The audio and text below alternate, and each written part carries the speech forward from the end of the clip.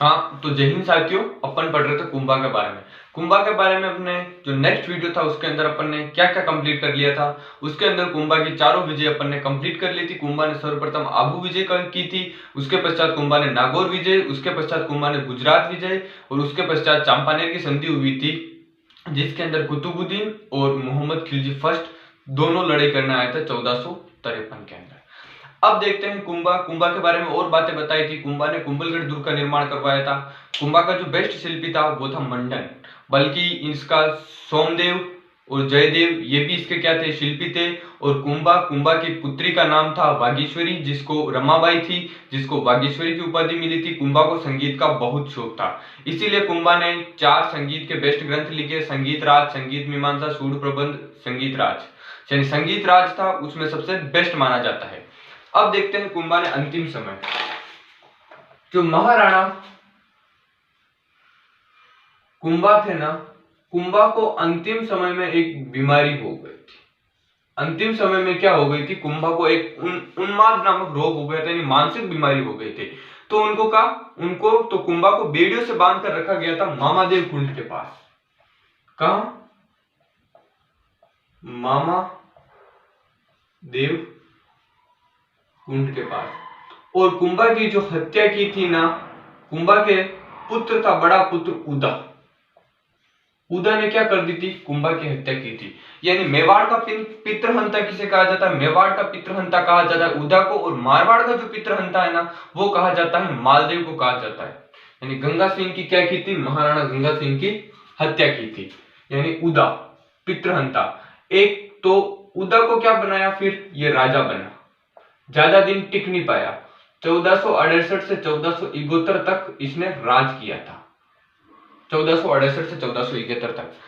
तो क्या हुआ, जो मेवाड़ की जो शाही सेना थी ना, उसने उदा ने क्या किया था, पिता की हत्या कर दी थी, पितृहंता थी। अगर देख लीजिए, आज देश का कोई नेता है अपने पापा तक को मार सकता है, अपने पिताजी तक को मार सकता है, तो वो देश के बारे में कभी सोचेगा? कभी नहीं सोचेगा साथियों। तो उदा ने क्या किया था, अपने पिता यानी कुंभा की हत्या कर दी थी, तो पितृहंता के नाम से फेमस हो गया था। तो मेवाड़ की जो शाही सेना थी ना, उसने कुंभा को उसकी गद्दी से हटा दिया। अब नया राजा कौन बनेगा, रायमल। रायमल बना था 1471 से 1509 तक। 1509 तक रायमल के कितने पुत्र थे, 4 पुत्र थे। अब आएगा फेमस पुत्र। एक का नाम था पृथ्वी राज सिसोदिया, पृथ्वीराज सिसोदिया। जय सिंह,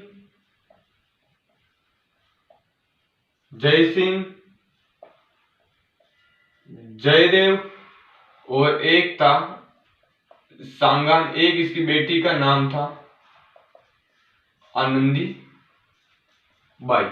ये जो तीनों पुत्र थे ना, ये क्या थे, अयोग्य थे, अयोग्य। और ये जो पुत्र था ना, योग्य था। यानी अब पढ़ने वाले हैं महाराजा रायमल के बारे में। आप एक कहानी के रूप में सुन लेना बस। रायमल वही रायमल है जिसने क्या किया था, तो मेवाड़ के अंदर जो एकलिंग जी का जो मंदिर है ना, कैलाशपुरी के अंदर, जिसका निर्माण कालभोज या बप्पा रावल ने करवाया था, उस मंदिर का क्या था, पुनर्निर्माण किसने करवाया था, रायमल ने करवाया। रायमल का शासनकाल 1471 से 1509 तक रहेगा। अब रायमल के पुत्र कितने हुए थे, 4 पुत्र हुए थे। पृथ्वीराज सिसोदिया उड़ना राजकुमार के नाम से जाना जाता है, 12 खंभों की छतरी कुंभलगढ़ दुर्ग के अंदर है।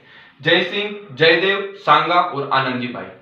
अब क्या हुआ, रायमल के जो तीनों पुत्र थे ना, पृथ्वीराज सिसोदिया, जय सिंह और जयदेव, ये तीनों पुत्र गए थे एक ऋषि के पास। ऋषि के पास गए थे, तीनों नहीं गए थे, सॉरी, पृथ्वीराज सिसोदिया, जय सिंह, जयदेव और सांगा, चारों पुत्र मिलकर कहां गए थे, एक मतलब ऋषि के पास गए थे। अब ऋषि को क्या दिखाया, अपना हाथ दिखाया और कहा, ऋषि बताइए हमारे क्या भाग्य में राजयोग लिख रखा है। तो पृथ्वीराज सिसोदिया को उसने जैसे ही हाथ देखा और मना कर दिया कि तेरे भाग्य में राजयोग नहीं है। जय सिंह का हाथ देखा, मना कर दिया। जयदेव का हाथ देखा, मना कर दिया। सांगा का हाथ देखते ही कहा, तेरे भाग्य में राजयोग है। तो पृथ्वीराज सिसोदिया को वहां पर गुस्सा आ गया कि बड़ा पुत्र मैं हूं और मेरे भाग्य में ही राजयोग नहीं है। तो वहीं पर पृथ्वीराज सिसोदिया ने एक पत्थर उठाया और राणा सांगा की आंख फोड़ दी। यानी राणा सांगा को जो प्रथम गांव देने वाला था ना, वो कौन था? उसका बड़ा भाई पृथ्वीराज सिसोदिया था। राणा सांगा के शरीर पर 80 गांव लगे हुए थे। यानी उसके बाद क्या किया? उसके बाद जो राणा सांगा थे ना, राणा सांगा चले गए अजमेर। अजमेर के जंगलों में चले गए। या इनको मिले थे कंवरचंद पंवार। कंवरचंद पंवार ने क्या की थी? इनकी देखरेख की थी। और इधर मेवाड़ का राजा कौन बन गया था? पृथ्वीराज सिसोदिया राजा बनने के योग्य था, मतलब बड़ा पुत्र था, राजा यही बनेगा, लेकिन राजा यह नहीं बना। क्या हुआ? पृथ्वीराज सिसोदिया था, पृथ्वीराज सिसोदिया की जो पत्नी थी ना, यशोदा देवी, ये ताराबाई, पृथ्वीराज सिसोदिया की पत्नी थी ताराबाई। यानी ताराबाई थी ना, वो यशोदा देव के शिवालय पट यानी तारानगर यानी अजमेर दुर्ग था ना, उसके अंदर रूठ के बैठ गई थी। पृथ्वीराज सिसोदिया की पत्नी ताराबाई अजमेर दुर्ग के अंदर क्या हुई थी? रूठ के बैठ गई थी, जिसके कारण पृथ्वीराज सिसोदिया ने अजमेर दुर्ग के चारों ओर एक परकोटे का निर्माण कराया था। इसलिए अजमेर दुर्ग को किस नाम से जाना जाता है? तारागढ़ दुर्ग के नाम से जाता है। एक तारागढ़ दुर्ग बूंदी को कहते हैं क्योंकि वो तारे की आकृति का है। और उसके बाद क्या हुआ? जो आनंदी बाई थी ना, आनंदी बाई का विवाह कराया था जगमाल देवड़ा। जगमाल देवड़ा कहां का था? सिरोही का था। यानी ये चारों भाई थी, चारों भाइयों की जो बहन थी आनंदी बाई, आनंदी बाई का विवाह कराया था सिरोही। सिरोही के अंदर देवड़ा राज पुरोहित आते हैं, तो जगमाल देवड़ा के साथ क्या करवाया था? विवाह करवाया था। तो पृथ्वीराज यानी आनंदी बाई के और जगमाल देवड़ा के बीच में, यानी इन दोनों पति पत्नी के बीच में कुछ अनबन हो गई थी, जिसके कारण क्या? पृथ्वीराज सिसोदिया है यहां से गए, यानी सिरोही गए, जगमाल देवड़ा को समझाने के लिए, अपने जीजाजी को समझाने के लिए गए कि आप मेरी बहन से लड़ाई मत कीजिए, मनमुटाव है वो खत्म कर लीजिए। लेकिन जगमाल देवड़ा ने इनको क्या किया? जहर देकर मार दिया। यानी जहर देकर जगमाल देवड़ा ने किसकी हत्या कर दी थी? अपने सालाजी पृथ्वीराज सिसोदिया की क्या कर दी थी? हत्या कर दी थी। तो पृथ्वीराज सिसोदिया की हत्या किसने की थी? जगमाल देवड़ा, यानी उनकी जो बहन थी उसके पति ने पृथ्वीराज सिसोदिया की हत्या कर दी। फिर पृथ्वीराज सिसोदिया की जो 12 खंभों की छतरी है ना, वो कहां बनी हुई है? पृथ्वीराज सिसोदिया की 12 खंभों की छतरी बनी हुई है कुंभलगढ़ दुर्ग, यानी मामादेव कुंड, यानी जो कुंभा की जो छतरी है ना, उसके पास में ही पृथ्वीराज सिसोदिया की 12 खंभों की छतरी बनी हुई है। और पृथ्वीराज सिसोदिया को उड़ना राजकुमार के नाम से जाना जाता है, तेज दावक के कारण। तो पृथ्वीराज सिसोदिया आपको समझ में आ गया होगा। इसकी पत्नी थी ताराबाई, रूठ के बैठ गई थी अजमेर दुर्ग के अंदर, चारों ओर परकोटे का निर्माण कराया, जिस कारण किस दुर्ग के नाम से जाना जाता है? अजमेर दुर्ग को तारागढ़ दुर्ग। एक तारागढ़ याद रख लेना, बूंदी, बूंदी वो तारे की आकृति के कारण है, इस कारण। यानी बूंदी के दुर्ग के बारे में ऐसा कहा जाता है कि उसका निर्माण भूत प्रेतों ने करवाया है, यानी तिहरा परकोटा है उसके। और उसके पश्चात पृथ्वीराज सिसोदिया अपनी बहन के पति जगमाल देवड़ा को समझाने के लिए सिरोही गए। सिरोही के अंदर इनकी क्या कर दी गई? जहर देकर हत्या कर दी गई। अब अपना नया शासक, हाँ तो साथियों, अब अपना जो नया राजा बनेगा ना, वो राजा कौन बनेगा? राणा सांगा बनेगा। सांगा का राज तिलक 1509 से यह बना था 1528 तक। राणा सांगा का भी जन्म कहां हुआ था? कुंभलगढ़। कुंभलगढ़ दुर्ग, कुंभलगढ़ दुर्ग के कटार महल के जूना कचहरी, कटार महल के जूना कचहरी में राणा सांगा का जन्म हुआ था, जहां महाराणा प्रताप का भी जन्म हुआ था, बादल महल के अंदर। यानी कुंभा का जन्म हो गया कुंभलगढ़ दुर्ग कटार महल यानी जूना कचहरी के अंदर, कुंभा का जन्म हो गया था। कुंभा यानी बचपन में कहां चले गए थे? कुंभा बचपन में चले गए थे अजमेर के जंगलों के अंदर। कहां चले गए थे? अजमेर में, अजमेर के जंगलों में चले गए थे। यानी कंवरचंद पंवार थे ना,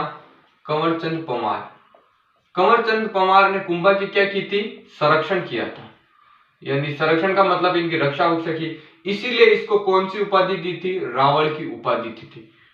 एक कमेंट याद रख लेना, टोड ने कुंभा को क्या कहा था? सैनिक भग्नांश, सैनिक भग्नांश का। क्यों? कुंभा के शरीर पर टोटल कितने घाव थे? 80 घाव थे। और एक दूसरे जितने भी इतिहासकार थे ना, इतिहासकार, इन सब ने कुंभा को क्या किया था? हिंदूपति की उपाधि दी थी, हिंदूपति या हिंदूपत।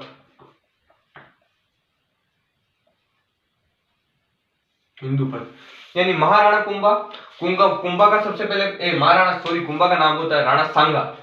सांगा का कार्यकाल देख लेना 1509 से 1528 के बीच में कुंभलगढ़ दुर्ग कटारगढ़ जूना कचहरी के अंदर जन्म हुआ था। राणा सांगा अजमेर के जंगलों में चले गए थे, संरक्षण किया था कंवरचंद पवार के अंदर। मतलब अजमेर के जंगलों के अंदर क्यों गए थे?